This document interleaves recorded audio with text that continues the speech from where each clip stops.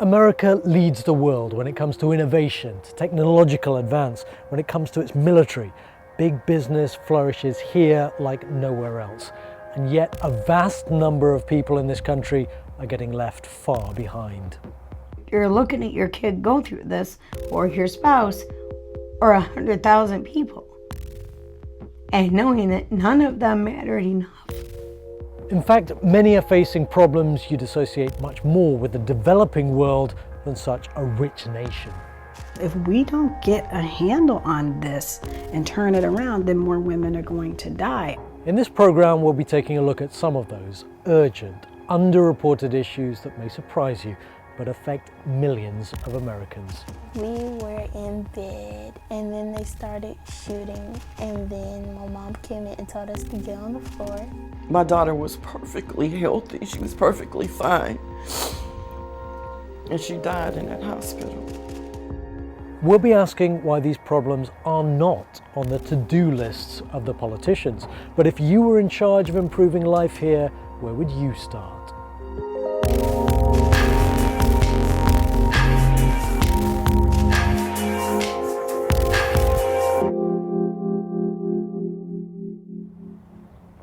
Well, we start our look at those serious issues that you wouldn't expect Americans to face with one that affects people of diverse backgrounds and in every single US state where it remains legal.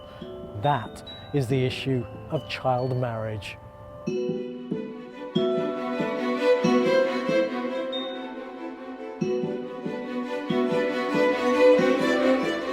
Angel McGeehee says at the age of just 13, her mother forced her into her marriage.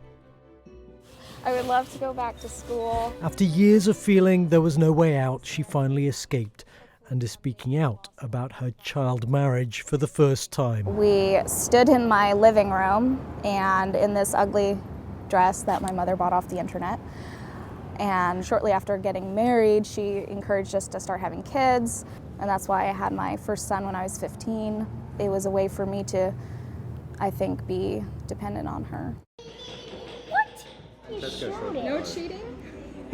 I felt like I was in slavery to it. I was a slave to my ex. I was a slave to this, idea that my mother wanted us to just all be together and for me to have kids so young and to do all of that. I still have all of this emotional baggage of wanting to have done something with my life by now. It is really all the time that I think about what I could have done or could have been. Angel's marriage fits into an international pattern of child brides being far more likely not to get an education and sadly also to face violent abuse. We were in Idaho talking about Angel's story because the state has one of the highest rates of child marriage anywhere in the country. The rules are different in every state, but in 25 of them, there is no set minimum age to get married at all. And even in the others where there is a minimum age set, it can be as low as 13 or 14. While the US is just waking up to this problem, here's a list of other countries that have recently banned child marriage.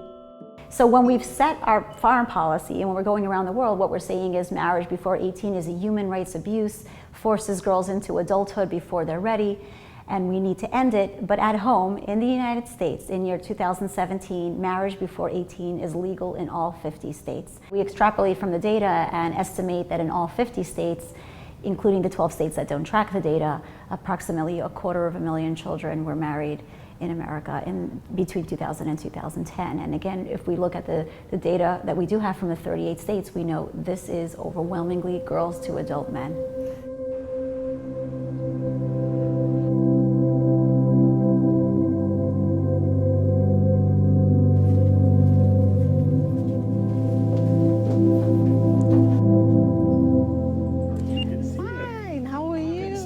Sherry Johnson is trying to convince politicians in her home state of Florida to change the laws that allowed her to be forced to marry at the age of just 11. I got married to my rapist, the guy that raped me, actually my mother, saw fit for me to marry him to make the situation of me getting pregnant I can say to make it look better overall. And so versus putting the handcuffs on him at 20 years of age, they actually put the handcuffs on me at 11. Okay, so we've got the marriage certificate here. Yeah, marriage license, certified there. He was 20 and I was 11. Yeah. 16, I had 6 children. What do I do? No finances. I have to depend on this man that I married. I smile from the outside, but the inside is crying. That actually was my life. So having children and trying to survive and live for them, it wasn't even about me anymore. For many, it's shocking to see those numbers in black and white on an American marriage certificate. Well, what is more shocking is that there is nothing across much of this country to stop that happening again. And that goes for the next issue we're looking at too.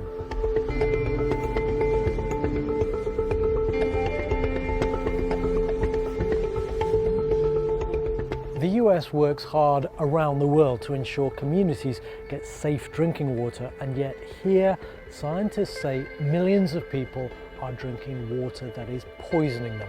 What happened in Flint in Michigan, they say, is just the tip of the iceberg. In 2015, it was discovered lead levels in the drinking water in Flint were many times the safe limit, and it had an appalling impact on the health of people living in the city. The Weber family was badly affected. Before she knew about the lead poisoning, Kerry recalls a shock when she took her daughter to the hospital.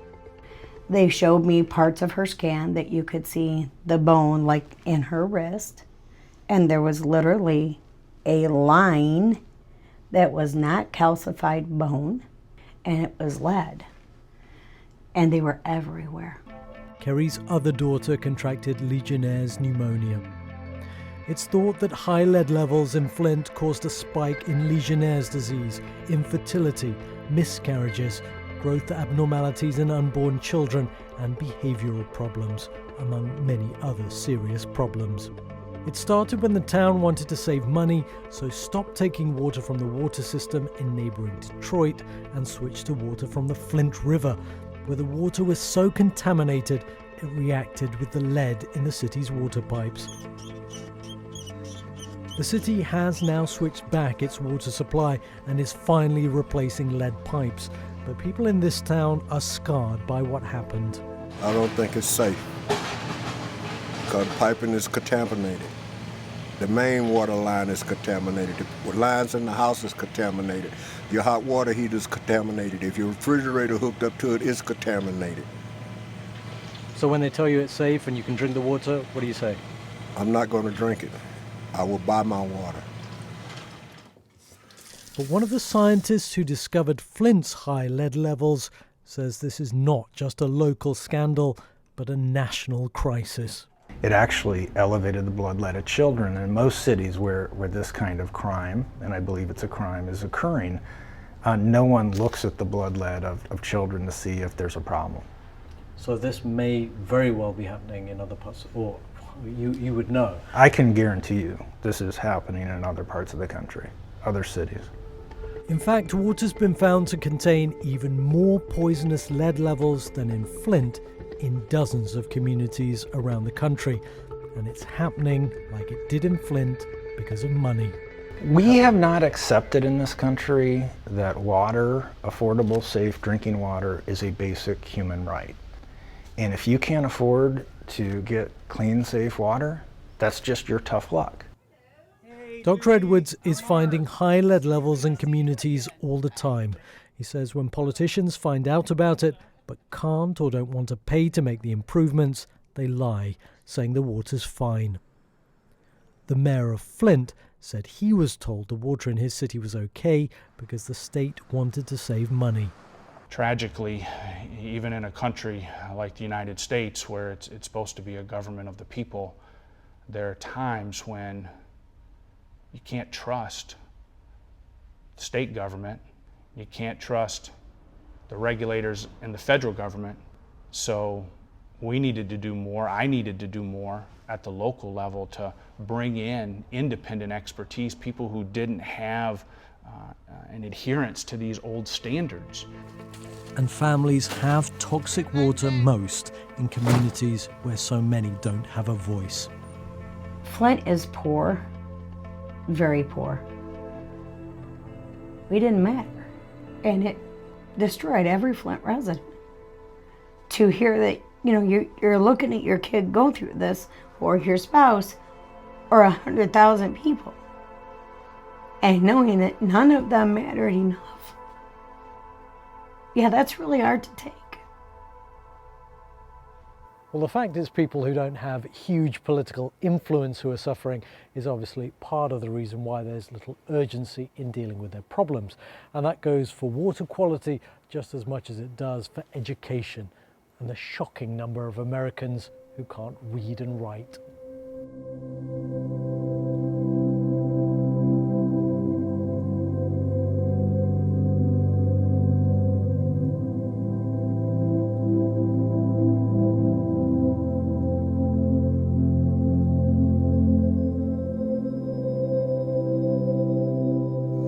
Michael can't read. His illiteracy has affected his ability to do even the simplest of tasks. If my employer told me to go locate this box that had a certain writing on it, I would not know how to locate that box because I wouldn't know how to correlate the writing to the box. I would know that there was letters on the box, but I wouldn't know how to read the letters on the box. When it comes to literacy, the US compares badly to other developed nations. For it's a shade that means I love you. And it can be hard to break the cycle of illiteracy in families here. I wanted to be a better mom for them. I wanted to be a better mom knowing how to read. If they come and ask me a question, hey mommy, what's this word? I go, well, it's this. I never would come out and say it, that I had a problem. I always say, go to your dad, he'll tell you. But I kind of blow it off so they wouldn't know that I would have a problem. But now when he usually comes to me, I usually tell him what it is, if mommy knows. What stopped you from learning to read? My parents and the schools. They didn't want to help me get more learning. So they stuck me in special ed. And they thought that was going to help, but it didn't. It's a common complaint that the system here doesn't deal well with those who need a little extra help. And there's huge inequality when it comes to education standards, with rich districts and poor ones often having startling differences in school resources. Stephen Pruitt, Commissioner of Education for the Commonwealth of Kentucky. Stephen Pruitt admits there needs to be far more investment, particularly in schools in deprived areas. You won't see the bang for the buck immediately. And that's, I think, one of the hard things in politics is, you know, you've got people who are in office for short periods of time and they want to see something happen fast. Well, what we know in education is nothing happens fast because kids aren't widgets. You can't just flip the switch and make change. You deal with biases, whether implicit or explicit, and you've got to change a culture, and that takes years to do. To this day in America, someone's economic background, which can often mean race, and learning difficulties still play such a massive part in whether they get so starkly left behind.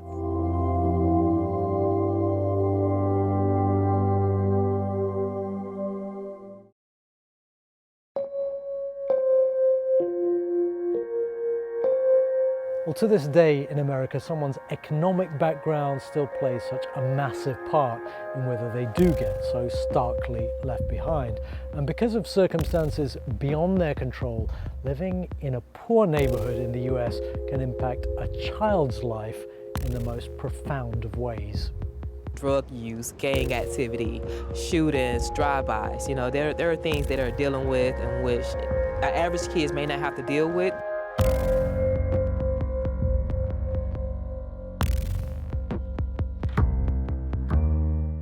When you think of post-traumatic stress disorder, you think of war zones. But you need to start thinking inner city America too. An extensive study in Atlanta showed that of those living in low-income areas, a staggering 46% suffered from PTSD. That is a figure far higher than that of combat veterans who've seen war. Spend time in some inner cities and you can understand why. To children in particular, it can sometimes feel like a war zone. War to them may be a local drive-by between gang rivals, you know.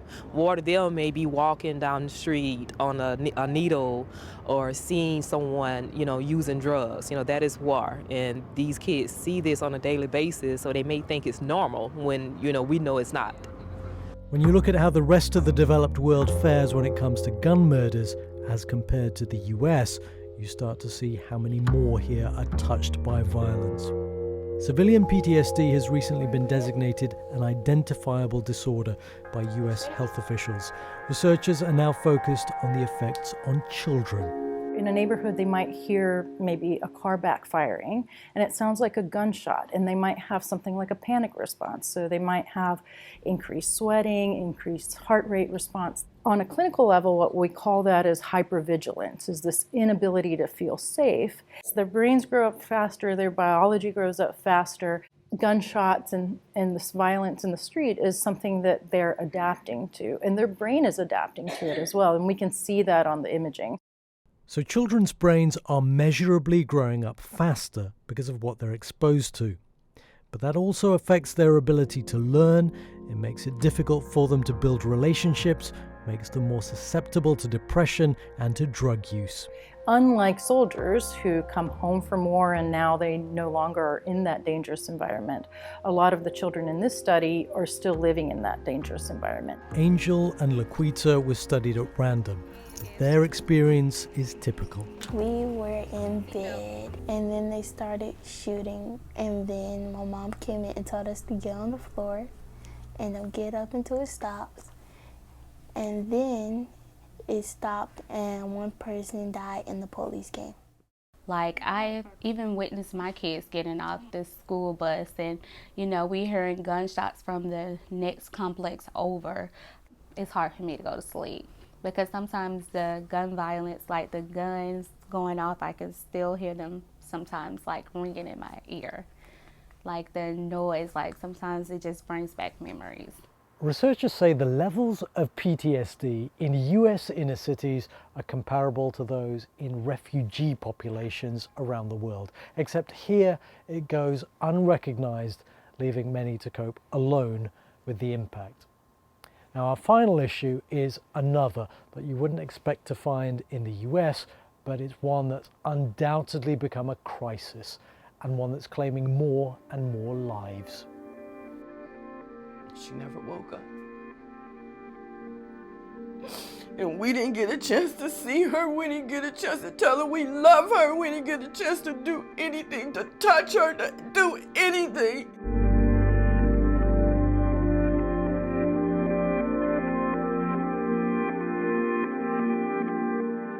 Who was Dominique? First of all, she was my daughter. Dominique was a sister. She was a mom. Dominique was a beautiful, powerful Black woman. My daughter was perfectly healthy. She was perfectly fine.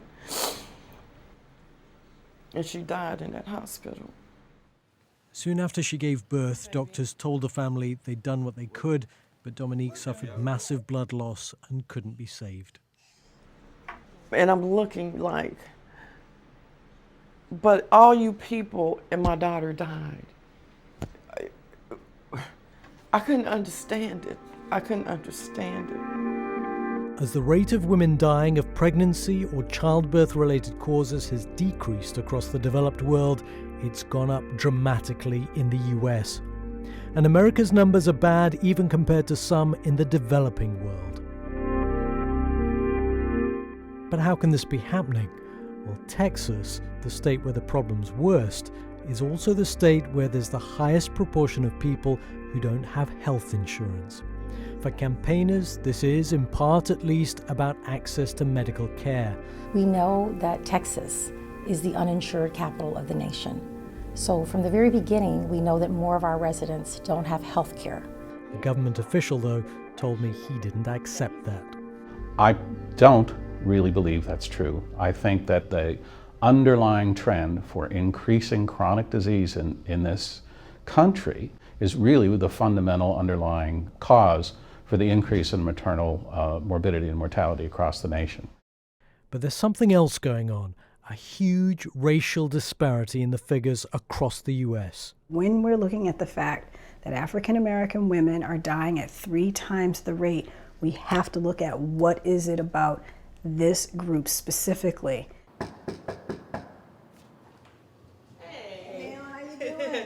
Good, how are you? People don't want to talk about it. We're post-racial, we had a black president. But our numbers aren't bearing that out. You'll feel the contractions or everything, but the real ones will push. And sometimes you will actually see your stomach kind of shrink in a little bit as it. I go to people. I'm seeing people where they are. I think the thing that gets me is there's not the sense of urgency, and it's really an easy fix. I think we have to sit down with the people who need the help and say, what do you need? And there seems to be this unwillingness to do that. The fear is, without a real sense of urgency, many more American women will die before there's even a plan to address the problem. So what have we learnt about the groups being left behind in America through poor schooling, or problems getting healthcare to the point it's costing lives, or growing up in an environment that's affecting children in ways we're only just starting to understand? Well, poverty, race and gender are all quite clearly playing a part. All of the problems we looked at are affecting, often dominating, the lives of people from groups that don't have the strongest political voices. And that includes the tens of thousands of children forced to marry. And remember the words of Kerry Weber, whose family was one of so many badly affected by lead poisoning. You're looking at your kid go through this, or your spouse, and knowing that none of them mattered enough. Yeah, that's really hard to take. As serious as all these issues seem, and as bad as they may look when compared to other developed nations, they are not national talking points here. There's no clamour from American politicians to fix the problems.